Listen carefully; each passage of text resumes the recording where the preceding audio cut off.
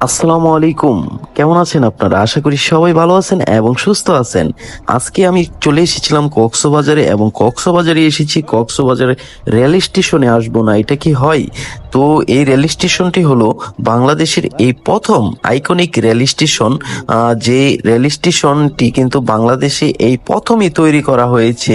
এটি কক্সবাজারের শেষ রেল স্টেশন।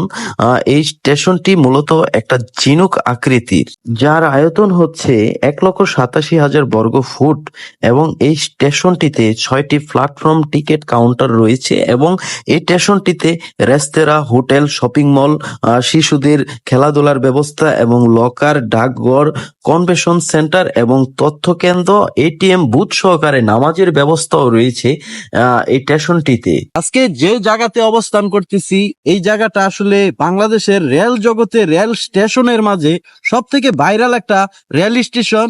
আমি আছি কক্সবাজার রেল স্টেশন। দর্শক, আমরা কিন্তু সেই কক্সবাজার রেল স্টেশনের সামনের মেইন গেটের সামনেই কিন্তু দাঁড়িয়ে আছি। এখানের যে একটা ডিজাইন করেছে, হ্যাঁ, অত্যাধুনিক একটা ডিজাইন করেছে। এখানে আসলেই বোঝা যায় বাংলাদেশটা আসলে কতটুকু ডিজিটাল হয়েছে। তো আমরা একটু সামনের দিকে যাই, হ্যাঁ, গিয়ে দেখি। আর এখানে হয়তো ভিতরে মোটরসাইকেল নিয়ে যেতে দেয় নাকি শিওর একটু বলতে পারতেছি না। আপনারা কিন্তু কক্সবাজারে আসলে অবশ্যই কিন্তু এই রেল স্টেশনে আসবেন।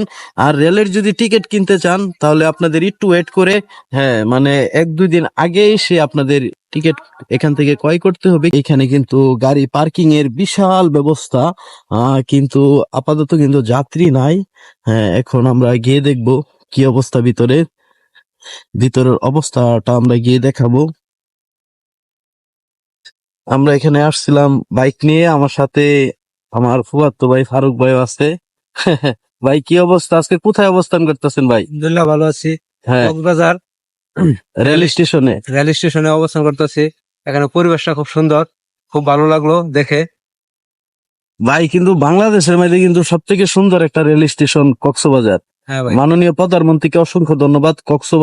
কক্সবাজার বাসীর এটা একটা সোনার হরিণ, কারণ যাতায়াতের জন্য একটা ব্যবস্থা করেছে।